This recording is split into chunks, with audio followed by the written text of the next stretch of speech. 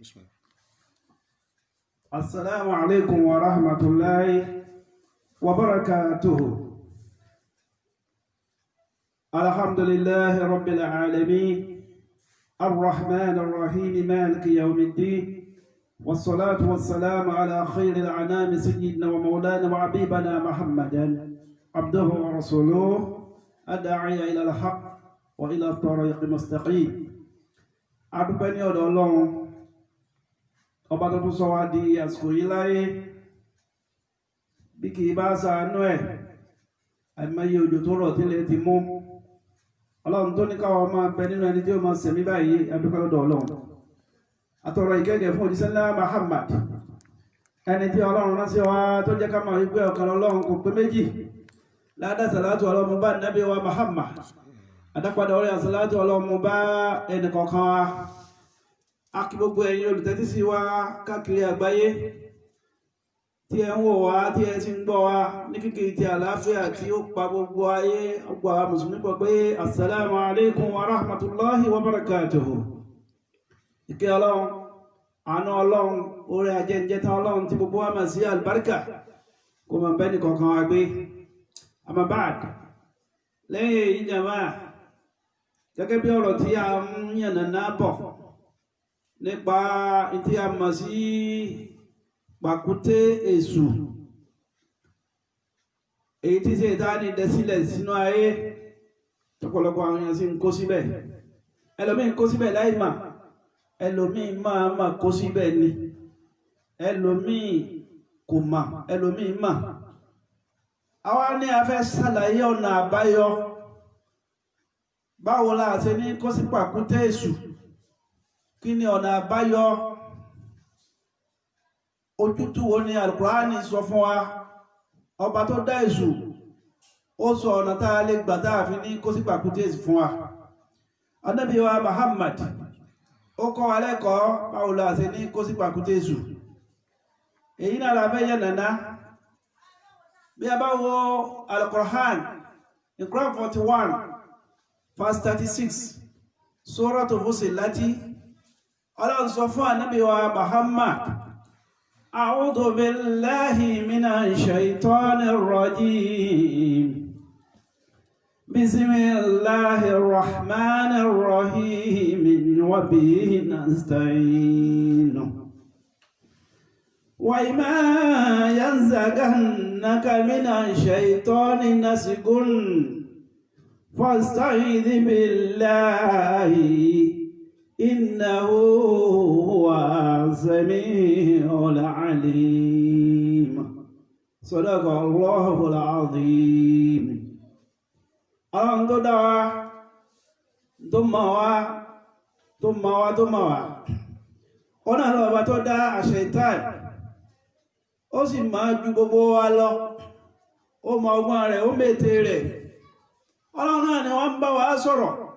nínú Al-Qur'ani yìí pé wa imma yansagannaka minash shaitani nasghun. Ọlọ́run ní tẹ́ bá ti wòye wípé ọwọ́ èṣù fẹ́ bà yín, bóyá ó ti bà yín ni àbóyá ẹ̀sẹ̀ fẹ́ mú yín, abẹ́ ti kó páńpẹ́ rẹ̀, abẹ́ ti kó bẹ̀, abẹ́ ń rò lọ́wọ́ bẹ́ẹ̀ ṣe kó bẹ̀ ni fasta'idh billahi. Ọlọ́run ní ẹ̀yà sáàdì èmi ọlọ́run, ẹ fi mi ọlọ́run ọba wàsọ̀ kúrò lọ́dọ̀ rẹ̀ kẹ́ ẹ má bá kó sínú ìgbèkùn ẹ̀, torí pé innahu huwa sami'un alim. Ọlọ́run torí pé mi ọlọ́run ọba sami'ul alim, ọba olùgbọ́ ni mí, ọba onímọ̀ ni mí nípa èṣù. Kò sí tẹ́mi ọlọ́run ọba ò mọ̀ nípa rẹ̀, torí mi mo dá, ẹ̀yà tètè sáàdì èmi ọlọ́run. Èyí ni àkọ́kọ́ ojútùú tí gbogbo àwa mùsùlùmí tá gbọ́dọ̀ máa ṣe lójoojúmọ́. Àkọ́kọ́ náà ni pé ọlọ́ni tẹ́ bá ti wòye wípé ṣe èṣù kọ́ yìí,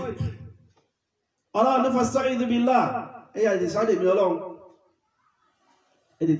sáàdè mi ọlọ́run, bó lẹ́sì sáàdè ọlọ́run, òun náà ní kẹ́ sọ wípé a'udhu billahi minash shaitanir rajim. Mo sáàdì ọlọ́run kúrò lọ́dọ̀ èṣù ẹni ẹ̀kọ́ ẹni ìgbénu ọlọ́run ní kẹyà ètò ìgbólò yẹn nǹkan dáwọ́ èèyàn pọ̀ ní bí ìjà ohun ẹnìkan ti wá ń lé ju ohun tiẹ̀ lọ ọlọ́run ní sọ wípé a'udhu billahi minash shaitanir rajim ọlọ́run ní tẹ́ bá ti wí agbára èṣù yẹn kọ̀ọ̀kan bọ́ná kì í fẹ́ gbọ́ gẹ́gẹ́ bí ọ̀rọ̀ táwọn ń bá lọ gbogbo ọ̀tọ́ ọ̀bá fẹ́ kó sí pàkúté èṣù tàbí ọ̀rìn ní bèbè rẹ̀ bó lọ́ sí mà àkọ́kọ́ ọlọ́run sọ fún wa wípé nǹkan báyìí ló dáa ká ṣe ọgbọ́dọ̀ mọ̀ nínú Islam ìtọ́lọ̀ ní a máa ṣe ọgbọ́dọ̀ mọ̀ tó bá ti lè mọ̀ méjèèjì yìí ìtọ́lọ̀ wá ní kọ́ ṣe yẹn tí ẹ̀mí kan bá ti ń sọ fún ọ wípé má ṣe kí nìyẹn o àbíòye ti gbà wípé ọwọ́ èṣù ti fẹ́ bà ọ́ nù ìtọ́lọ̀ ní ká má ṣe tẹ́mí kan wá ń sọ fún ọ wípé ṣe tó bá dẹ̀ ṣe tán ọ́ túbá tètè gbà wípé tàkúté èṣù ti fẹ́ gbé ọnu nǹkan ìyá gbọ́dọ̀ fi sọ́kà àbíòye ọlọ́run ní ká ṣòwò ká jèrè ká ṣiṣẹ́ ká lówó ọlọ́run sọ bẹ́ẹ̀ fún wa àbíòye ṣùgbọ́n ọlọ́run ní ẹ̀mí èèyàn gbọ́dọ̀ tọwọ́ rẹ bọ́ torí pé ó fẹ́ lówó ẹ̀mí kan wá ń sọ fún ọ wípé tẹ́ bá fẹ́ wówó kọ ẹ̀yìn sọ́lọ̀ ní ẹ wà kọjú sí nǹkan mi tí mà pé tàkúté ètò fẹ́ mú ọ̀nà torí náà gẹ́gẹ́ bí a ṣe ń bá bọ̀ wípé àwọn ọmọ ìránṣẹ́ èṣù méje tí Ṣẹ̀tánì plan sínú ayé tó plant ẹ̀ sínú ayé fáwọn ọmọ ànábì Ádámà inú wọn láti rí Láfísù yìí gánà àwọn ọmọlẹ́yìn èṣù ni tí ó plant sí ilé ìyàgbẹ́ ilé ìwẹ̀ ilé ìyàgbẹ́ ibẹ̀ ló plant ẹ̀ sí àbíòye ànábì wa Muhammad sallallahu alayhi wa sallam ó wá jẹ́ ká mà wípé tí ẹ bá fẹ́ wọlé ìyàgbẹ́ tàbí bí ilé ẹ̀gbin kan so ti yé ànábì wa Muhammad ní àkọ́kọ́ ẹsẹ̀ òsì rẹ ìlà gbé wọlé àbíòye ó wá sọ wípé Allahumma inni a'udhu bika minal khubsi wal khaba'ithi gbọ́lọ́yìn ìlọ́wì ó wá wọlé pẹ̀lú ẹsẹ̀ àlàáfíà rẹ̀ kí ni ìtumọ̀ rẹ̀ ìtumọ̀ rẹ̀ ni wípé Ọlọ́run o inni a'udhu bika mo wá ìṣọ́ lọ́dọ̀ rẹ̀ minal khubsi kúrò lọ́dọ̀ àwọn àlìjànú tó jẹ́ akọ tí wọ́n ń gbé inú iléèwẹ̀ yìí tàbí ilé ìyàgbẹ́ yìí wal khaba'ithi àtàwọn àlìjànú míì tó jẹ́ abo tí wọ́n wà ń bẹ̀ Ànábì ní máa wí torí pé kọ́ má fara kó asá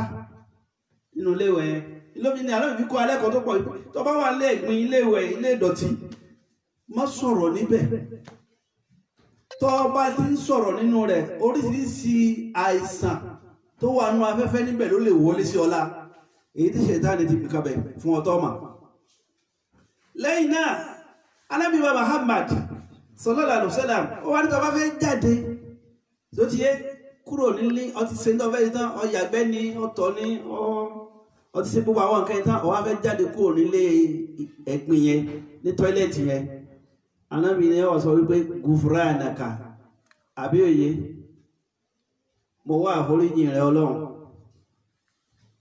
ó wá gbé ẹsẹ̀ ọ̀tún jáde ẹsẹ̀ òsì ló gbé wọlé ẹsẹ̀ ọ̀tún ló gbé jáde tó bá ti lè ṣe yìí tàbí tó bá ń ṣe yìí àbí òye wọ́n ní àlìjànnú tó jẹ́ Láfísù yẹn kò ní ráyè láti wọlé sí ọlá torí pé náà àwọn tí àṣetọ́nù plant sínú ilé ìwẹ̀ ni lẹ́yìn náà ara ẹlẹ́kejì ni William ló ní ọmọlẹ́yìn èṣù tí àṣetánì plant sínú mọ́sálásí tàbí ilé ìjọsìn Ànábì kọ́ ẹlẹ́kọ̀ọ́ ńbẹ̀ tó pọ̀ tá a gbọ́dọ̀ tẹ̀lé ká má bàa kó sí gbékun rẹ̀ pàkútí ẹ̀ tó dẹ́, ká má bàa kó sí. Nínú ẹ̀kọ́ tí Ànábì wa Muhammad kọ́ wa sallallahu alaihi wasallam, ó ní wípé kó tó di wípé ó fẹ́ jáde nínú ilé, ó fẹ́ máa lọ sí mosque, Ànábì ní nǹkan tí máa ṣe àdúrà yìí. Kó tó jáde nílé, ó bá ti jáde nílé pé mò ń lọ mọ́sálásí o. Ló fi jẹ́ pé ẹ̀kọ́ pọ̀ tí àwa mùsùlùmí gbọ́dọ̀ kọ́. Nǹkan tó dìrọ̀ mọ́ ẹ̀sìn wa ìsìláàmù pọ̀ tá a gbọ́dọ̀ nímọ̀ nípa ẹ̀. Bá a ṣe ń wá ìmọ̀ nípa ọrọ̀ ajé, iṣẹ́ ajé tà ń ṣe, bẹ́ẹ̀ náà ló yẹ ká wá ìmọ̀ nípa ìsìláàmù wa. Bàbá wa mọ̀ tá a bá ní nípa ìsìláàmù wa, a nímọ̀ dààmú káàkiri bá a ṣe máa ń dààmú yìí. Ànábì ní tẹ́ bá ti fẹ́ jáde nínú ilé, tẹ́ fẹ́ máa lọ sí mọ́sálásí, onígbọ́lọ̀ yìí ẹ máa wí wípé Allahumma ij'al fi qalbi nuran wa fi lisani nuran wa fi sam'i nuran wa fi basari nuran wa min fawqi nuran wa min tahti nuran wa an yamini nuran wa an shimali nuran wa min amami nuran wa min khalfi nuran واجعل في نفسي نورا وعظم لي نورا وعظم لي نورا واجعل لي نورا واجعل لي نورا اللهم اعطني نورا واجعل في غضبي نورا وفي لحم نورا وفي دم نورا وفي شعر نورا وفي بشر نورا اللهم اجعل لي نورا في قبري ونورا في عظامي وزدني نورا وزدني نورا وزدني نورا وابلي نورا على النور. ari bolo yẹn nínú Buhari nínú Sahih Bukhari àti Muslim. Ànábì wa Muhammad oníjọba ti mọ́ra ẹ wo oríṣi ogun tá jà kírun àti fẹ́ kí Ṣẹ̀tánì ó da ìrun wa nù. Àbẹ́yẹ ilé àti lọ lójú ọ̀nà, a ma wá wípé lóyìn lọ kátó dé mọ́sálásí wípé Allahumma Ọlọ́run ij'al fi qalbi nuran, Ọlọ́run fi mọ́lẹ̀ sínú ọkàn mi, wa fi lisani nuran, fi mọ́lẹ̀ sí orí ahọ́n mi, wa fi sam'i nuran, Ọlọ́run fi mọ́lẹ̀ sí etí ìgbọ́ràn mi, wa fi basari nuran, Ọlọ́run fi mọ́lẹ̀ sí ojú ìrìnà mi, wa min fawqi nuran, òkè orí mi Ọlọ́run fi mọ́lẹ̀ sí, wa min tahti nuran, ìsàlẹ̀ ara mi Ọlọ́run dákun fi mọ́lẹ̀ sí, wa an yamini nuran, Ọlọ́run fi mọ́lẹ̀ sí apá ọ̀tún mi, wa an shimali nuran, fi mọ́lẹ̀ sí ẹgbẹ́ òsì mi, wa min amami nuran, Ọlọ́run fi mọ́lẹ̀ sí iwájú mi, wa min khalfi nuran, fi mọ́lẹ̀ sí ẹ̀yìn mi, waj'al fi nafsi nuran, Ọlọ́run ọba ò fi mọ́lẹ̀ sí inú ẹ̀mí mi, wa azim li nuran, Ọlọ́run jẹ́ kí ìmọ́lẹ̀ mi ó tóbi, wa azim li nura, Ọlọ́run ṣe ìmọ́lẹ̀ mi ní tóbi, waj'al li nura, Ọlọ́run jẹ́ kí ní ìmọ́lẹ̀, Ọlọ́run o ij'al li nura, Ọlọ́run jẹ́ kí ní ìmọ́lẹ̀, waj'al li nura, Ọlọ́run wá ṣe mi gangan ní ìmọ́lẹ̀. Allahumma atini nura, Ọlọ́run dákun ta mí lọ́rẹ, kó ta mí lọ́rẹ ìmọ́lẹ̀. Waj'al fi hasabi nura, Ọlọ́run fi mọ́lẹ̀ sínú iṣan ara mi, wa fi lahmi nuran, Ọlọ́run fi mọ́lẹ̀ sí inú ẹran ara mi, wa fi dammi nuran, Ọlọ́run fi mọ́lẹ̀ sí inú ẹ̀jẹ̀ ara mi, wa fi shahri nuran, Ọlọ́run fi mọ́lẹ̀ sí irun ara mi, wa fi bashari nuran, Ọlọ́run fi mọ́lẹ̀ sí gbogbo awọ tí ń bẹ lára mi. Allahumma ij'al li nuran fi qabri, Ọlọ́run o fi mọ́lẹ̀ sínú sàárè mi, wà náà rà fi ìzọ́mí eegun tí ń bẹ lára mi, Ọlọ́run fi mọ́lẹ̀ sí, wọ́n sí dínì náà rà, Ọlọ́run sí àlékún mọ́lẹ̀ fún mi, wọ́n sí dínì náà rà, sàlékún mọ́lẹ̀ fún mi, wọ́n sí dínì náà rà, sàlékún mọ́lẹ̀ fún mi, wọ́n ábùlì náà rà alẹ́ náà rí, wọ́n tàmí lọ́rẹ̀ mọ́lẹ̀ lórí mọ́lẹ̀, jẹ́ kí mọ́lẹ̀ bí ó máa pọ̀ sí. Sadaqa Rasul olóòrùn Ànábì wa Muhammad. Arábìnrin gbogbo ẹni bá tilẹ̀ wí gbólóhùn, Ọlọ́run ó sọ gbogbo ara rẹ̀ dì mọ́lẹ̀, Ṣẹ̀tánì ò ní lè ráyè wọlé sílá. Ànábì ní ká máa ṣe nígbà tá a bá ń lọ sí mọ́sálásí, àyè tí ìdè mọ́sálásí o, torí kí Ṣẹ̀tánì kó má bàa ṣe kíni, kó má bàa dáṣẹ́ wa nù. Ànábì wa Muhammad sallallahu alaihi wasallam ó wá ní inda dukhul al-masjid àwa fẹ́ wọ mọ́sálásí àbẹ́rẹ́ Ànábì ní àfikáwí àdúrà ìká tó wọnú mọ́sálásí o kí làdúrà náà ọ̀nà ni a'udhu billahi al-azim wa biwajhihi al-karim wa sultanihi al-qadim minash shaytanir rajim bismillahi wassalatu wassalamu ala rasulillah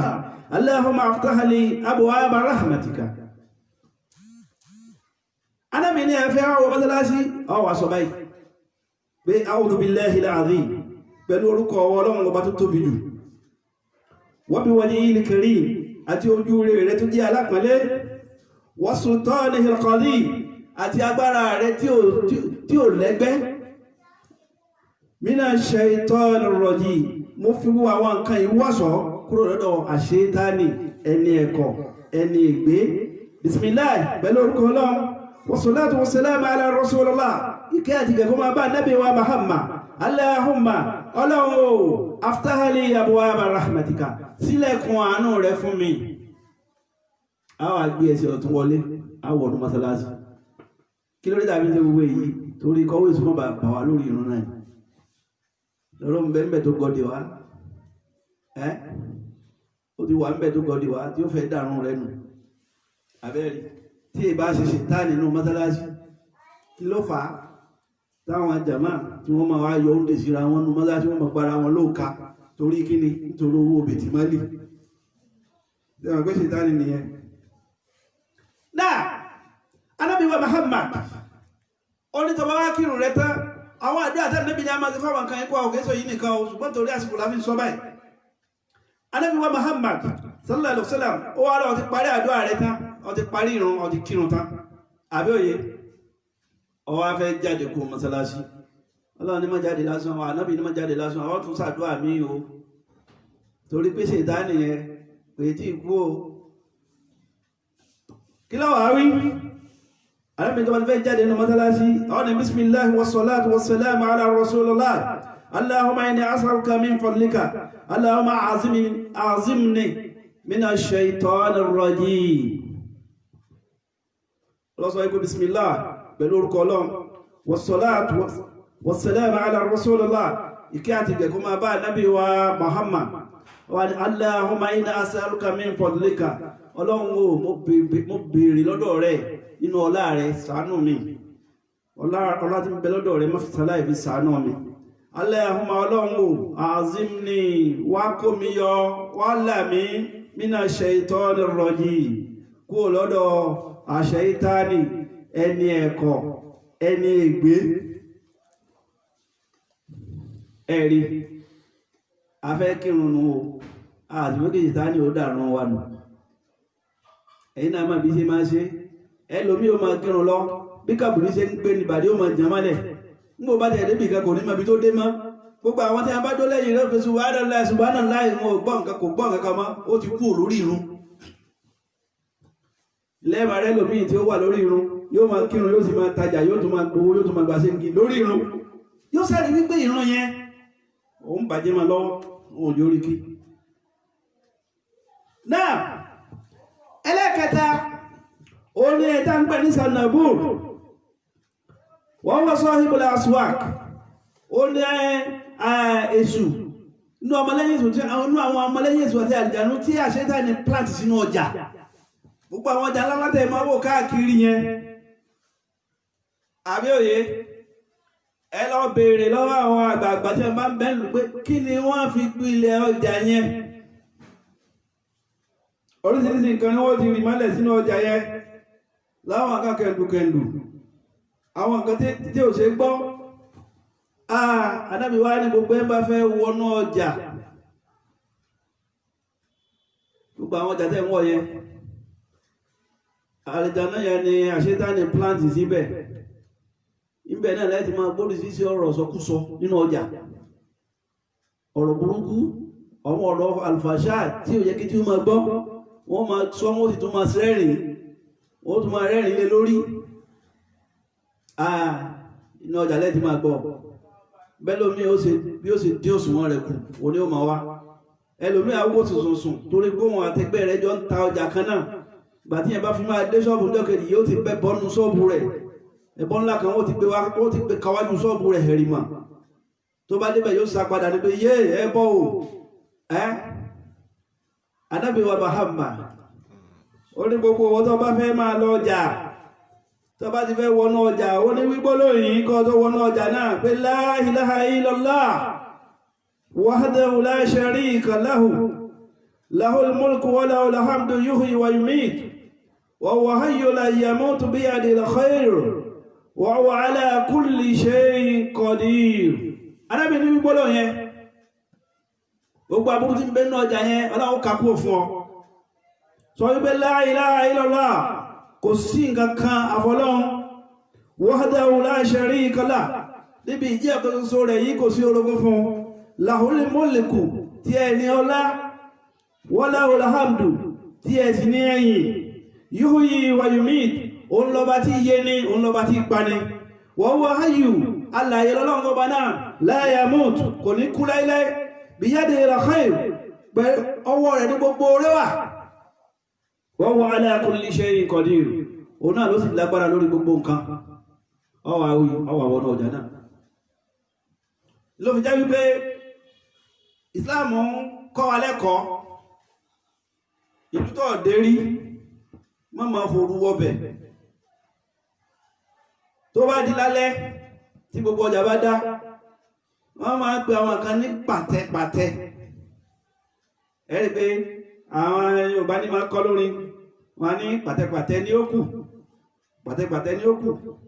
bọ́jà bá dá á kù pàtẹ́pàtẹ́ pàtẹ́pàtẹ́ ní ó kù kí ní à ń pè ní pàtẹ́pàtẹ́ kìí sí àwọn tí ń tajà lọ́sàn-án àwọn ẹ̀mí kan ní tó yẹ pé òru làwọn ṣẹ̀ṣẹ̀ bọ́ síbẹ̀ ní ọjà yẹn wọ́n máa tajà wọn ọ̀pọ̀lọpọ̀ ẹ̀mí ọ̀pọ̀lọpọ̀ àwọn èèyàn ní ò ní rí wọn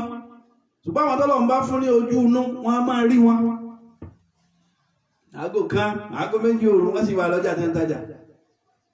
ọ̀pọ̀lọpọ̀ ẹlòmíì tí ò nílé tí ń sùn káàkiri ìlú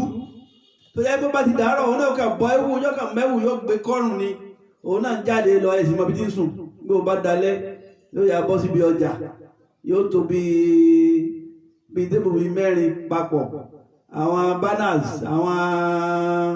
aṣọ tí wọ́n fi ṣe banner kankan yóò lọ ká yóò tẹ ní òfìṣẹ́ ní báyìí ní aago mẹ́rin yóò ti jí ó ti palẹ̀ ẹ̀mọ́ inú ọjà lọ́pọ̀lọpọ̀ wọ́n sùn torí náà ibi láti dúró ní láti tẹ̀lé àwọn ọ̀rọ̀ tí Ọlọ́run bá sọ fún wa yìí àti tí Ànábì sọ fún wa tẹ́rí pé ṣe ń bẹ fáwọn mùsùlùmí táàṣe tó pọ̀ Ọlọ́run sọ wípé wà imma yanzaghannaka mina shaytani nazghun tẹ́ bá ti ń wòye tí sẹ́rí kan kó ń bi tọ́lọ́ tọwọ́ àṣetánì fẹ́ gbà yín ntọ́lọ́ ní òdá tó ní kẹ́ ẹ mọ́sẹ̀ tó ń wá ń sọ fún yín wípé kọ́ ọ sí ètò ọba dẹ̀ sí tán wà á túbá tí mo gbé sùn ni fasta'id billah Ọlọ́run ní yá tètè yá fi èmi Ọlọ́run ọba wá sọ dìmọ́ èmi Ọlọ́run sáde èmi Ọlọ́run wa innahu huwa sami'ul alim torí pé dájúdájú Ọlọ́run ọba yẹn huwa sami'ul alim ọba tí ó gbọ́